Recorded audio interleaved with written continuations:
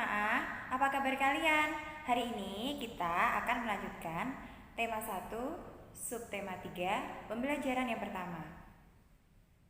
Anak-anak sekarang perhatikan gambar yang ada. Kira-kira gambar apakah itu?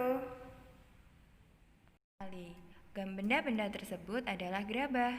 Gerabah adalah barang pecah belah dari tanah liat yang dibakar secara tradisional. Salah satu tempat penghasil gerabah adalah Madura.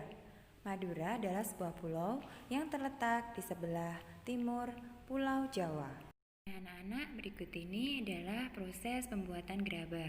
Mulai dari tanah liat disiapkan, tanah liat dibentuk, sehingga jadi sebuah gerabah. Alat-alat pembuat gerabah dibedakan menjadi alat-alat umum dan alat-alat khusus. Alat-alat umum meliputi cangkul, linggis, maupun ember. Sedangkan alat-alat khusus cukup banyak. Ada penambuk, panempa, pangorek, panyabungan, pangeret, pangajakan, pangabuan, panompal, werkower, pamatong, dan pungku. Adapun proses pembuatan gerabah, yang pertama menyiapkan bahan berupa tanah liat. Yang kedua, mengaduk tanah liat dengan dicampur air.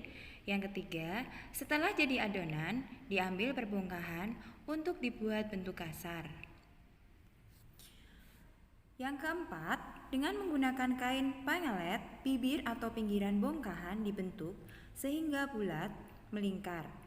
Yang kelima, bila yang dibuat sejenis periuk, maka ketika pinggiran atau bibir sudah jadi, lalu diangin-anginkan.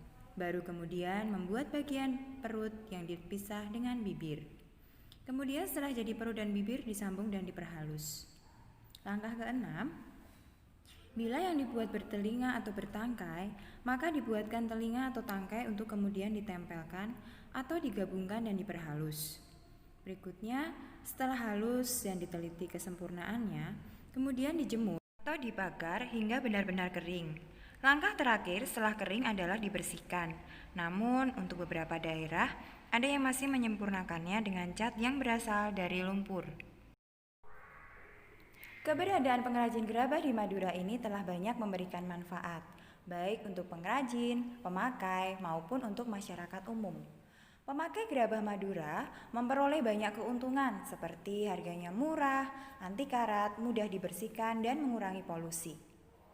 Di samping itu juga dapat menyerap banyak tenaga kerja. Kerajinan gerabah ini juga merupakan salah satu cara melestarikan warisan budaya yang telah turun-temurun. Ingat manfaat-manfaatnya tersebut, maka pelestariannya perlu mendapat perhatian kita semua. Salah satu caranya dengan menjaga kualitas. Baik anak-anak, sekian pembelajaran kita hari ini. Semoga apa yang kita pelajari hari ini berguna untuk menambah pengetahuan kalian. Tetap di rumah, lakukan hidup bersih dan sehat. Sampai jumpa. Dadah.